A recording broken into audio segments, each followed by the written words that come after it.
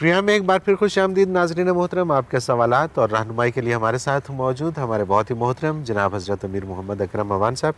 حضرت جی سوالات کا سلسلہ شروع کرتے ہیں. وقاص سے ہیں فیصل آباد سے. یہ کہتے ہیں کسی انسان کی زندگی میں پیر و مرشد کا ہونا لازمی ہے اور کیا ہر کوئی پیر بن سکتا ہے اور پیر کی نشانی کیا ہوتی ہے جسے پیر مانا جائے؟ یہ سوال تو بڑا پرانا ہو چکا اور بڑی دفعہ ریپیٹ ہو چکا، لیکن مختصراً اس پہ تھوڑا سا. بھئی ہر بندے کو رہنمائی کے لیے، راستہ چلنے کے لیے رہنما کی ضرورت ہوتی ہے. دین پر عمل کرنے کے لیے کوئی ایسا بندہ چاہیے جو رہنمائی کرے. یا بندے میں خود صلاحیت ہو تو وہ اپنا راہ بھی ڈھونڈے، دوسروں کی رہنمائی کرے.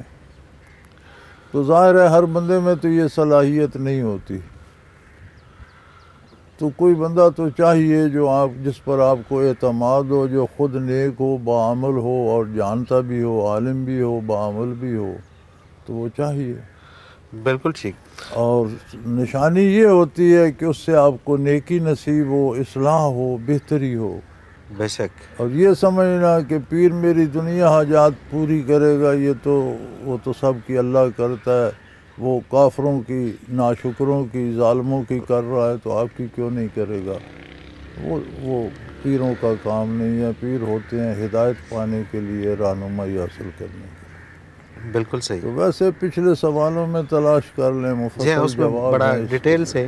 اگر آپ almurshid.tv پہ اس موضوع کو سرچ کریں گے تو بڑی ڈیٹیل سے آپ کو اس کا جواب مل جائے گا. اگلا سوال حضرت جی شامل کرتے ہیں، انہی کا دوسرا سوال ہے. یہ کہتے ہیں کہ آج کے حالات کے مطابق حضرت جی جیسے لوگوں کی بہت اشد ضرورت ہے، لیکن یہ ایک طرف بیٹھے ہیں، یعنی کہ ان کا کہنا یہ ہے کہ یہ سیاست میں کیوں کردار اپنا ادا نہیں کرتے، ایک سائیڈ پہ ہو کے کیوں بیٹھے ہوئے ہیں؟ بچے گزارش یہ ہے کہ بہت سے دینی لوگ بھی اور دینی جماعتیں بھی سیاست میں موجود ہیں اور کام کر رہی ہیں الحمدللہ، اور ان کا خیال ہے کہ ہم اس نظام میں شامل ہو کر اس کی اصلاح کریں گے، اسے بدلیں گے. لیکن جو میرے جیسے لوگ ہیں، ہمارا خیال یہ ہے کہ جب آپ کسی نظام کا حصہ بن جاتے ہیں تو اس کے بدلنے کی باتیں فضول ہیں. بالکل ٹھیک، بالکل ٹھیک.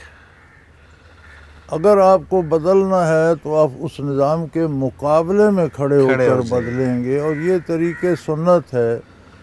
اہل مکہ نے بڑا زور لگایا نبی کریم صلی اللہ علیہ وسلم سے کہ آپ عبادت اپنے طور پر کریں، اپنے رب کو مانیں، لیکن جو ہمارا معاشرتی یا نظام سوسائٹی کا ہے اس میں مخل نہ ہوں، آپ بھی اس کا حصہ بن جائیں. کوئی خرابی ہے تو اس کی اصلاح کریں. انہوں نے فرمایا نہیں، ہم اپنا نظام لائیں گے. بالکل صحیح. تو ہم الگ تو نہیں ہیں، ہم آپ کے اندر بیٹھے ہیں اور پوری دنیا پہ ہم نے بھی اپنا ایک ہنگامہ بپا کر رکھا ہے. اب یہ اور بات ہے کہ ہماری بات کتنے لوگ سنتے ہیں. ہم اس نظام کو باہر کھڑے ہو کر گرانا چاہتے ہیں. صحیح. اللہ ان کی کوشش بھی قبول کرے جو اس مکان کے اندر ہیں اور کہتے ہیں گرا دیں گے. ہماری سمجھ میں نہیں آتا کہ یہ خود اندر ہیں، گرائیں گے کیسے، اور اس کے نیچے خود تھوڑے دبے گے. یہ تھوڑا سا مسئلہ ہے، آپ کی سمجھ میں آئے تو ہمیں سمجھا دیجئے تو ویسا کر لیں گے. بالکل ٹھیک ہے. رضوان ہے فیصل آباد سے. رضوان صاحب، آپ کا بھی جو سوال ہے بینک کی جاب جائز ہے یا نہیں، almurshid.tv کی ویب سائٹ پہ جا کے آپ اس موضوع کو سرچ کریں، آپ کو اس کا جواب مل جائے گا. محمد عتیق ہیں کراچی سے. یہ کہتے ہیں کہ حضرت آدم علیہ السلام کو اللہ کریم نے زمین کی مٹی سے بنایا، بعد میں کیا ہر انسان کو پیدا کرنے کے لیے مٹی کا کوئی کردار ہے یا صرف ایک بار کا عمل تھا اور بعد میں مرد اور عورت کے ملاپ سے افزائش نسل ہوتی ہے؟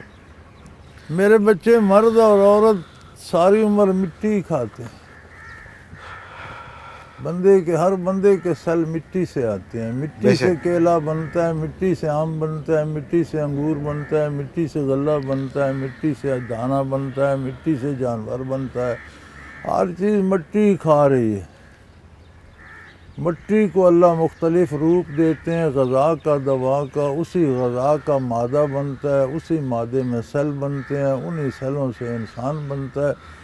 پھر وہ مٹی پھانکتا رہتا ہے، اسی مٹی میں اس کے باڈی سیل ہوتے ہیں، وجود بنتا رہتا ہے۔ صحیح، سارا مٹی کا یہ پروسیس ہے، اول آخر مٹی مٹی ہے، پھر مٹی میں جا سوتا پھر مٹی میں جا سوتا ہے۔ کیا بات، منہا خلقناکم وفیہا نعیدکم ومنہا نخرجکم تارۃ اخری، ہم نے اس میں سے تمہیں پیدا کیا ہے، اس میں لوٹائیں گے، پھر اسی سے کھڑا کر دیں گے۔ کھڑا کر دیں گے۔ سبحان اللہ۔ تو یہ سارا پروسیس سارا جو ہے یہ کھیل مٹی کا مٹی کا ہے۔ پروسیس ہے، اس کا کھیل ہے۔ سعدیہ عزیز ہیں ایبٹ آباد سے۔ حضرت جی، گھر میں ضرورتوں کے تحت جوان ڈرائیور یا جوان لڑکی گھر کے کام کاج کے لیے رکھنا شرعی اعتبار سے کیسا ہے؟ بچے شرعی اعتبار سے جوان بوڑھے کی قید نہیں، قید کردار کی ہے۔ ٹھیک ہے، بوڑھا بھی بے کردار ہو سکتا ہے اور جوان بھی با کردار ہو سکتا ہے، بات کردار کی ہے۔ بندہ دیانتدار ہو، امین ہو، حقوق اللہ ادا کرتا ہو تو پھر اس سے اللہ بندے کے حقوق کی بھی امید رکھی جا سکتی ہے۔ جو اللہ کے حقوق ادا نہیں کرتا اسے آپ ایماندار نیک سمجھ کر کیسا رکھ لیتے؟ بالکل ٹھیک بات ہے۔ اظہر حسین ملتان سے، یہ سوال بھی کئی دفعہ آ چکا ہے لیکن تھوڑا مختصر سا جواب اس کا دے دیجیے گا۔ کیا انسان پر جن بھوت کا سایہ ہوتا ہے؟ اگر ہاں تو اس سے کیسے بچا جا سکتا ہے؟ ہوتا ہے بچے، لیکن اگر بندہ اپنا 5 وقت نماز پڑھے، باوضو رہے، تلاوت کرے، اللہ اللہ کرے تو یہ نہیں ہو سکتا، ٹھیک ہے، بچ سکتا ہے۔ اگر خدا نہ خواستہ کو ہو تو موعظتین پڑھ کر دم کرے، ٹھیک ہو جاتا ہے، خود ہی پڑھ کر دم کر لے۔ آخری 2 صورتیں 11 مرتبہ پڑھ کر اب اللہ درود شریف پڑھ کر پھونک مار لے، ٹھیک ہو جائے گا۔ صحیح، لیکن حلال کھائے اور فرائض ادا کرے۔ صحیح۔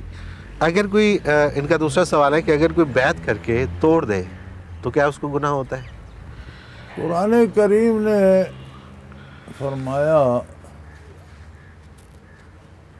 وَمَن نَقَصَ فَإِنَّمَا يَنقُصُ عَلَىٰ نَفْسِهِ، جو بیعت توڑتے ہیں وہ اپنے آپ کو گویا خود کو انہوں نے توڑ لیا۔ لیکن پہلے بات یہ ہے کہ بیعت بھی تو ہو۔ ٹھیک ہے، بالکل ٹھیک ہے، ہر بیعت نہیں ہوتی۔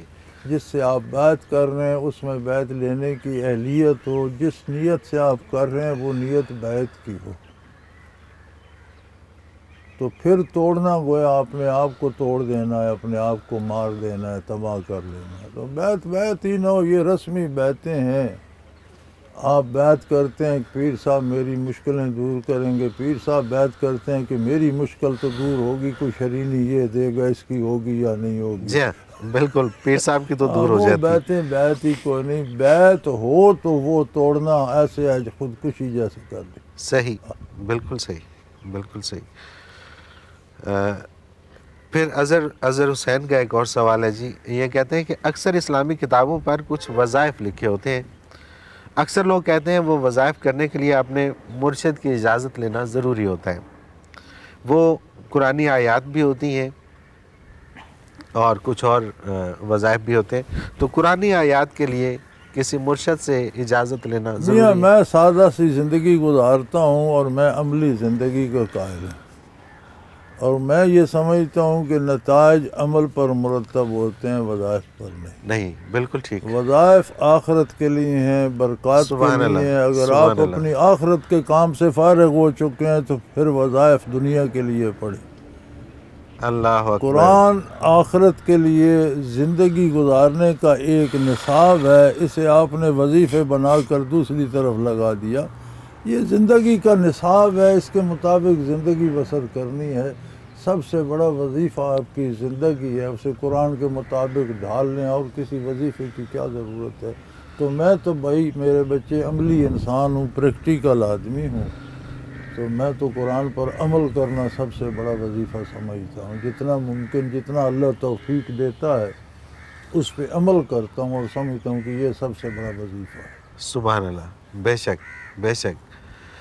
حضرت جی مجھے ایک بریک پہ جانا ہے اور واپس آ کے کچھ اور سوال اس میں شامل کریں گے۔ ناظرین محترم، اگر آپ بھی اس پروگرام میں اپنے سوال کے ذریعے شامل ہونا چاہیں تو اسکرین پہ ہمارا نمبر موجود ہے، آپ نوٹ فرما لیجیے 0333455021، اور اسی طرح سے اگر ہمیں ای میل کرنا چاہیں اپنا سوال تو almurshid.tv کی ویب سائٹ پہ جائیے، کوسچن کے آپشن میں جا کے سب سے پہلے آپ وہاں پہ چیک کیجئے کہ جو سوال آپ بھیجنا چاہیں وہاں پہ سرچنگ دی ہوئی ہے، اس میں جا کے آپ وہ موضوع کے اعتبار سے سرچ کریں کہ کیا پہلے سے یہ سوال ہو تو نہیں چکا، اور اگر ہو چکا ہے تو اس کو آپ اسی ویب سائٹ میں آپ کو پتہ چل جائے گا کہ کس ایپیسوڈ میں ہے، اس میں آپ اس کا جواب دیکھ لیجئے، اور اگر کوئی نیا سوال ہے تو وہ آپ ہمیں بھیج دیجئے۔ اسی طرح سے آپ کے جتنے بھی سوالات ہیں وہ اس ویب سائٹ کے اندر موجود ہوتے ہیں، انڈیکس وائز آپ نام سے بھی اس کو سرچ کر سکتے ہیں، شہر کے نام سے اس کو سرچ کر سکتے ہیں، موضوع کے اعتبار سے سرچ کر سکتے ہیں، اور اسی طرح سے آپ اس میں قرآن پاک کے حوالے سے اردو انگلش تراجم دیکھ سکتے ہیں حضرت جی کے، اور حضرت جی کی بیانیہ تفاسیر جو اردو میں اور پنجابی میں موجود ہیں وہ بھی آپ اس پروگرام کے ذریعے سن سکتے ہیں، دیکھ سکتے ہیں۔ ایک مختصر کمرشل بریک، حاضر ہوتے ہیں، ہمارے ساتھ رہیے گا۔